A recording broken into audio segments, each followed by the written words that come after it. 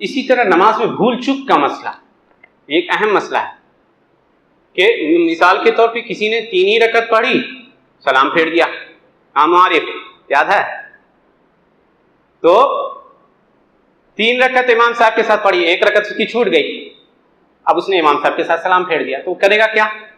وہ بغیر اللہ اکبر کہے ہاتھ باندھے گا، ٹھیک ہے، اور اس کے بعد اس رکعت کو پورا کرے، 4تھی رکعت، پھر سجدہ سہو کرے گا، سلام پھیر دے گا۔ سجدہ سہو کرے گا، کیسے کرے گا؟ آ رہی ہے۔ سجدہ سہو کا مطلب ہوتا ہے بھول چوک کی وجہ سے آپ کی نماز میں جو کمی، زیادتی یا شک پیدا ہو تو اس کمی، زیادتی یا شک کو دور کیا جا سکے۔ کسی نے 2 رکعت پہ سلام پھیر دیا، اللہ کے نبی نے ایک بار 2 ہی رکعت پہ سلام پھیر دی تھی۔ ذوالیدین کا قصہ آتا ہے، اللہ کے نبی سارے جلد باز لوگ نکل گئے تو ذوالیدین لمبے ہاتھ والے صحابی تھے، کہا اللہ کے نبی نماز کم ہو گئی یا آپ بھول گئے؟ اقصرت الصلاۃ ام نسیت؟ قال لم انس ولم تقصر، نہ میں بھولا ہوں اور نہ نماز کم ہوئی ہے۔ کہا نہیں، آپ بھولے ہیں اللہ کے نبی۔ بڑے بڑے صحابہ ابو بکر عمر چپ چاپ کھڑے ہوئے تھے، یہ کبار صحابہ کا احترام تھا، کچھ نہیں بولے۔ نبی صلی اللہ علیہ وسلم گھر میں گئے، گھر سے واپس آئے اور دم غضبناکی کی حالت میں پوچھا کہ اصدق ذوالیدین، کیا ذوالیدین نے سچ کہا کہ میں 2 رکعت پہ میں نے عصر کی نماز تھی غالباً سلام پھیر دی؟ کہا ہاں۔ تو اللہ کے نبی نے 2 رکعت پھر پڑھی اور اس کے بعد سجدہ سہو کیا۔ تو نقصان ہو، کمی ہو تو سلام سے پہلے 2 سجدہ کرنا ہے، ٹھیک ہے؟ سجدے میں وہی دعا پڑھنی جو آپ پڑھتے ہیں، کوئی ایکسٹرا کچھ نہیں۔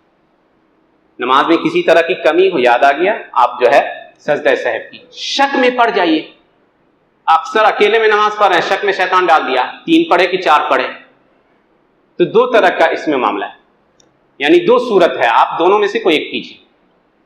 پہلی صورت ہے مسلم شریف کی حدیث کے مطابق کہ آپ کو کوشش کرنی ہے کہ آپ صحیح کتنے ہیں، یعنی آپ کا ذہن جا رہا ہے کہ ہم نے 4 پڑھ لی ہے اور اس پہ شیور ہے آپ کی 4 ہے وہ، تو 4 کو مانیے۔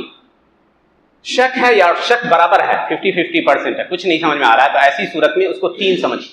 4 اور 3 میں شک ہے، 4 اور 3 میں شک ہے تو 2 کام کرنا ہے۔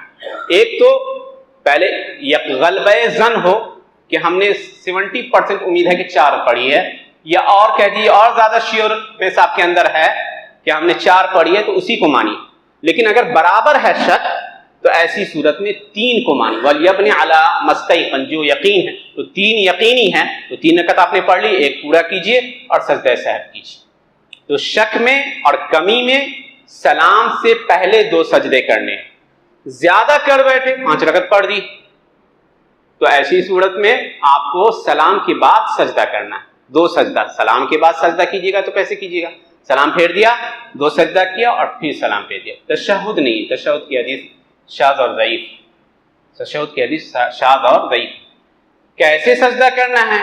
مان لیجیے آپ نے کوئی دعا چھوڑ دی جو دعا واجب ہے، کچھ علماء نے سبحان ربی العظیم، سبحان ربی الاعلیٰ، اس طرح کی دعاؤں کو واجب قرار دیا ہے، تو اگر وہ چھوٹ گیا، رکوع میں آپ گئے اور بے خود ہو گئے، پتہ ہی نہیں چلا، امام نے جو ہے امام اٹھ گیا، بعد میں آپ کو خیال آیا، تو امام کے ساتھ کہیں تو امام کی مطابقت کرنی، امام کی مطابقت کرنی، لیکن تنہا پڑھ رہے ہیں تو ایسی صورت میں آپ کو سجدہ سہو کرنا ہوگا۔